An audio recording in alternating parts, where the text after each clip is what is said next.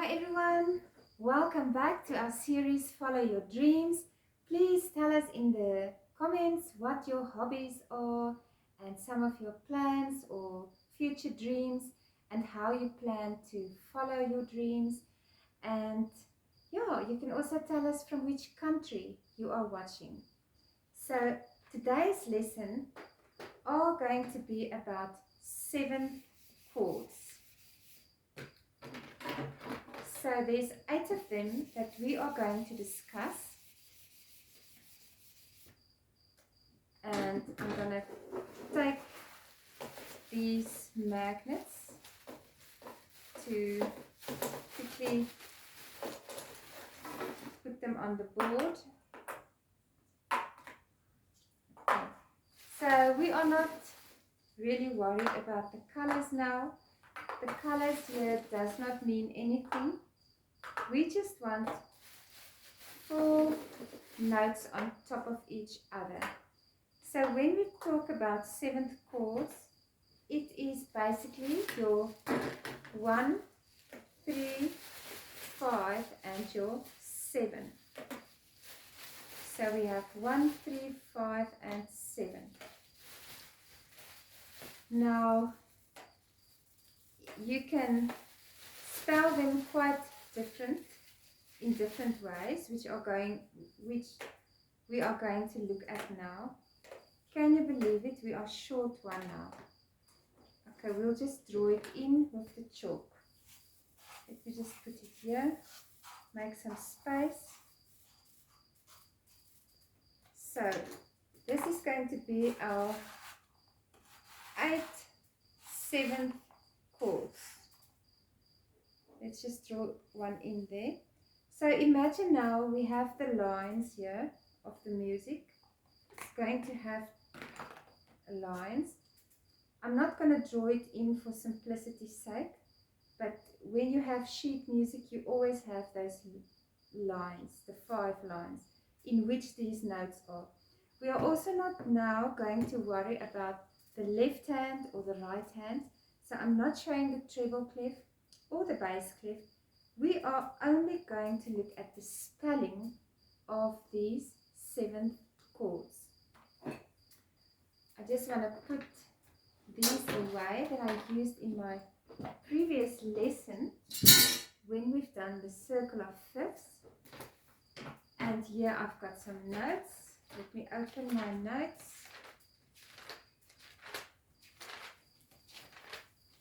Now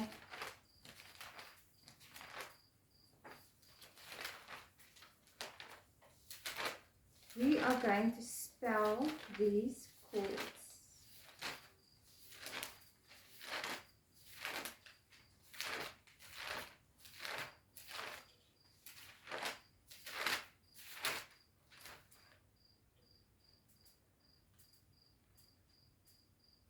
Here they are. Okay. So let's start.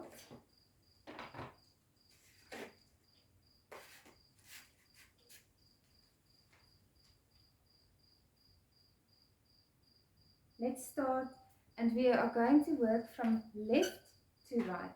Some of them are used more often than others, but for completion's sake, we are going to look at all 8 of them, because for me also when I study, I like to not have any open loops or like one chord not knowing what it is, even if it's not used often, because then it kind of just distracts me from the whole point of the lesson. So we're going to kind of look at all of them. Then we know we have all the chords and all their spellings. And to know all the chords also will help us to know where the specific one we look at fit in the bigger picture. So I'm going to draw them in here. So we all know it's 1, 3, 5, 7, all of these 4 groups. So I'm not going to put in the numbers. But what we are going to put in is this. 1, flat 3, flat 5, double flat 7. Okay, So that is a specific 7th chord, and it actually has a name. It's called a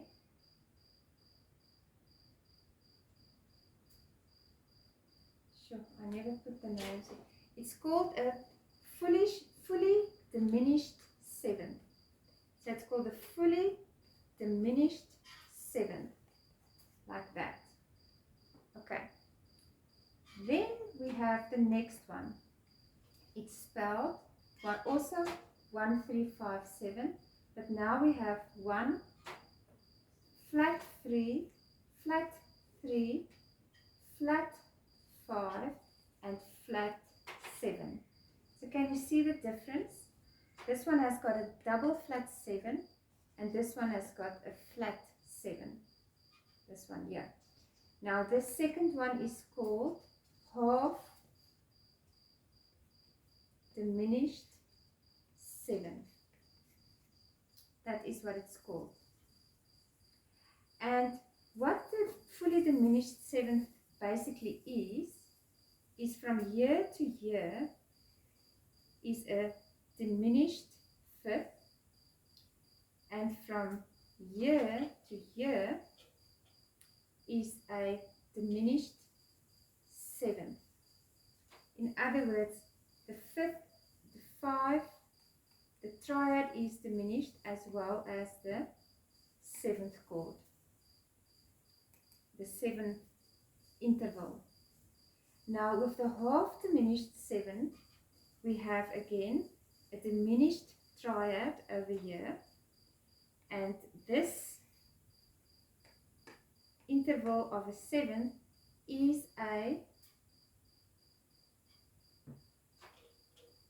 a minor 7. So now before we go on to the other chords, I spent about, I don't want to lie, perhaps a week trying to figure out the difference between a half diminished and a fully diminished chord. And I was also looking at triads until I realized that fully diminished and half diminished is only a relevant concept for when you work with 7th chords. It's got nothing to do with triads, because with a triad you're never going to have like a diminished triad plus a diminished 7th interval. You're just going to call it a diminished triad. So fully diminished and half diminished, those terms, 7ths, those terms only have to do with 7th chords and not with triads. I mean, of course, the name says fully diminished 7th and half diminished 7th, but when I started to study these chords, I thought that triads, which only have a 1, 3 and 5, I knew it wouldn't be called 7th chords, but I thought when you work with the triads, which is the 1, 3 and the 5, I thought they could also be fully diminished and half diminished triads. But no, there's nothing like that, because the fully diminished and half diminished terms only relate to 7th chords.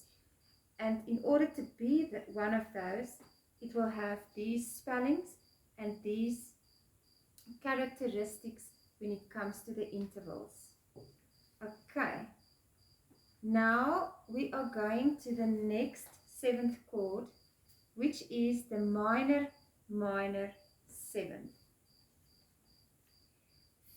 Again, it's spelled 1357, which is obvious, but the spelling is a 1 and then a flat 3, a 5 and a flat 7. The interval characteristics are as follows. The triad is a minor and the 7th interval is a minor 7. Hence the name minor 7. So it's a triad minor and a 7th interval minor. Then our next 7th chord, just pretend we have another magnet over there. Let's just go like that. Again, we spell it 1, 3, 5, 7. So we take the triad and we put the 7th note on top of it. Now the spelling of this 4th chord is a minor, major 7th. Minor, major 7th. That is the name. So for that one, we have a 1 and then a flat 3, a normal 5 and a normal 7. So then the triad is minor and the 7th interval is a major 7th interval. So when we look at the names of these 7th intervals, you say the 7th interval first and then the triad. So with the minor 7th, it's hard to know which is first, but here we can see clearly. It's called, sorry, I said it the wrong way now. You say the triad first and then the 7th interval. So this one is called a minor major 7th. So you first say the triad and then the 7th interval. So it's a minor major interval. So I think this bottom part, I think they are talking about the interval, not the triad. I must just double check that. But let's say it's the 5th interval. So this is a minor 5th. I'm not 100% sure whether this 3 notes is the triad or the 5th they are talking about. So that is something I will find out and we will discuss it in the next lesson. And I think that is why it's good for me to give these music lessons, because I've said in one of the previous videos, I've heard a YouTube video that says if you want to learn something, you must have an input of 1x and an output of 2x. So 1x is where I learn things and 2x is where I try to explain what I've learned to somebody else, which are all of you, my wonderful YouTube friends. And then hopefully this will help me to pass my grade 6 music theory exam. So I hope that you will follow me on this journey. And like I say, if this doesn't apply to your hobbies and your dreams, see if perhaps you can apply some of these principles in following your own dreams in whatever category or direction your dreams might take you. So now we've done the first 4 7th notes, 7th chords. Now let's look at these ones. So again, let's see our notes here. Now we're looking at the 5th one, which is called the major 7th chord. Again, as with all the others, they use the same spelling, 1, 3, 5, 7. 1, 3, 5, 7, 1, 3, 5, 7, 1, 3, 5, 7. It's just the accessories that will be different. So for the major 7, we have a 1, 3, 5 and a flat 7, which results in a major 7th interval over here. And also, when we look at the bottom part, it's also major. So we're going to find out whether we are talking about a triad here, which is the 3 of them, which is major, or the interval over here. We will find that out and I will come back to you on that. So the next chord is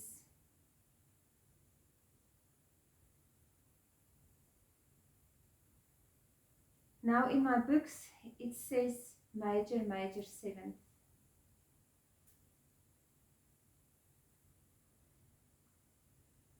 Which to me isn't correct. this one was actually the dominant 7th, this first one, dominant 7th chord. So the one with the flat 7 is the dominant 7th chord. So we can either write it like this, a D7 or X7. It's just the way they spell this or call this chord. So a dominant 7th chord is very important when you're gonna understand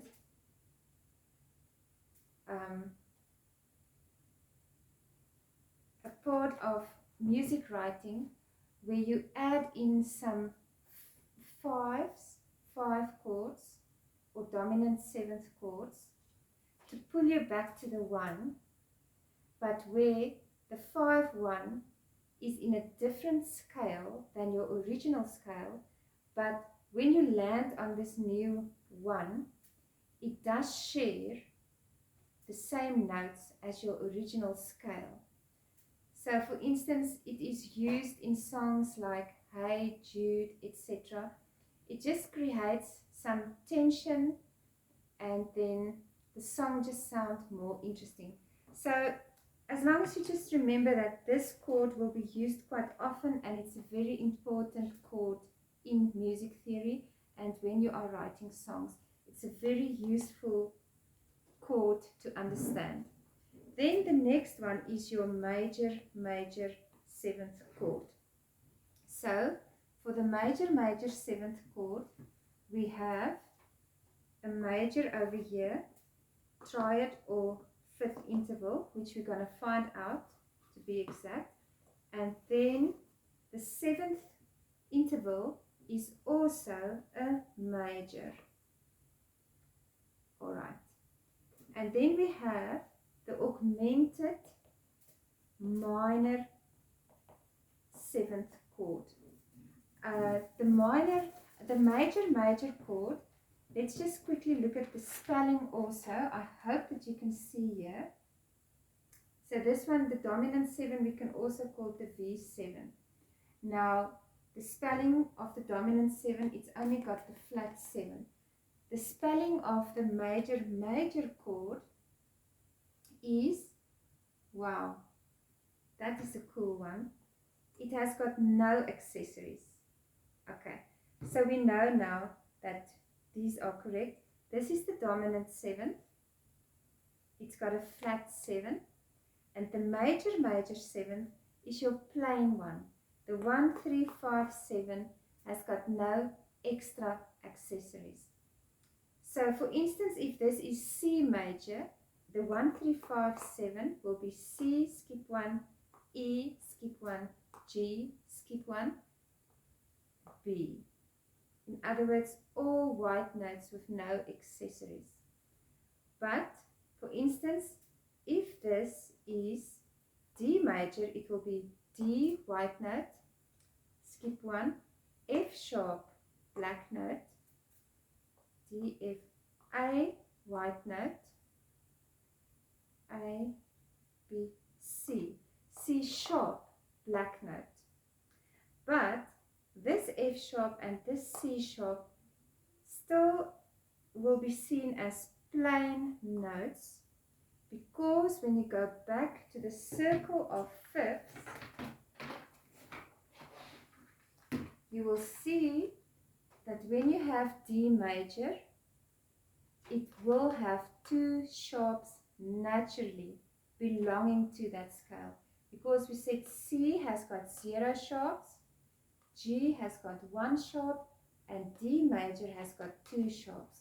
So what the spelling tells us, there could be accessories or black notes, but those black notes or accessories will be built into the normal scale that you are using. So what we indicate with these flats and sharps in this spelling of the 7th chords is another accessory on top of your normal scales, which might include accessories already. if it's not C major, because C major is the only one that has got no accessories. But we use about 14 different scales, including the ones with the flats and the sharps. So that is just to explain. So, okay, that's a major 7th interval, and this is a major triad, or a minor. You see, I just got my answer. With these 7th chords, the bottom part are not talking about an interval, it's talking about a triad. Because a fifth, the interval of a 5th and a 4th are perfect 4ths and perfect 5ths. Basically the same principle which your circle of 5ths are based on, because they jump a perfect 5th from the one to the next note. So in other words, we could not say that an interval of a 5th is either major or minor. It will only be a perfect interval. So therefore, each time when we draw this little bracket over the bottom 3 notes, like there, we are talking about the entire triad, in other words, the 1, 3, and 5 together. So in other words, our first one, the fully diminished, had a diminished triad here at the bottom. The half diminished also had a diminished triad at the bottom. The minor 7th chord had a minor triad at the bottom. The minor major 7th chord had a minor triad at the bottom. When I talk about minor, I make a small m, and for major, I make a capital M. Then when we go to our dominant 7th chord, the triad is major, and the the 7th chord is major. I wonder if this is correct. Let me just double check this. This is wrong. The 7th chord of a dominant 7th, the 7th interval, is a minor 7th. So this big bracket is a minor 7th, and the triad is a major 7th. Then this is also 1, 3, 5, 7, all of them are.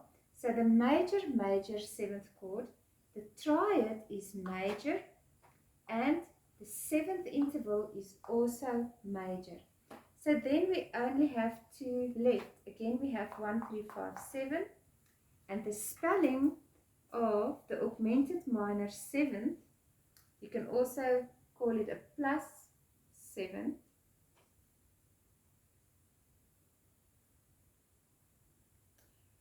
The triad, let me first do the spelling. Okay, now it gets interesting. The 1 is plain, the 3 is plain, then you have a sharp 5. First time we have a sharp, this is for the augmented triad, and then a flat for number 7. So this will give us an augmented triad, let's just call it A or plus, and a minor 7 for this interval from here to there, a minor 7th. That is an augmented 7th chord. Then the last one we're going to look at is our augmented major 7th chord. Also called, so this one is called plus 7, and the last one is called a plus major 7 in brackets. So the spelling of this one, 1, 3, 5, 7, is a plain 1, a plain 3, a sharp 5 to make it an augmented triad. Let's just say A, and then the 7th interval is a major 7. So that is all of your 8 7th chords from left to right. And with the spelling and everything, you can see they kind of build progressively. So this is the plain one with no accessories. The two augmented ones has got the sharps. And then here where we start going to the dominant 7th and further to the left, we have more flats that we add here. I just want to double check this one. The minor major 7th. Okay, here we left something out. No, we didn't. So the minor major 7th has got a plain 7th, and the minor minor 7th has got a flat 7th. So I hope that you were able to see all of this. And thank you so much for your time, for your attention, and I will speak to you again very soon. Thank you so much for tuning in. Have a great evening and a great week. Bye-bye.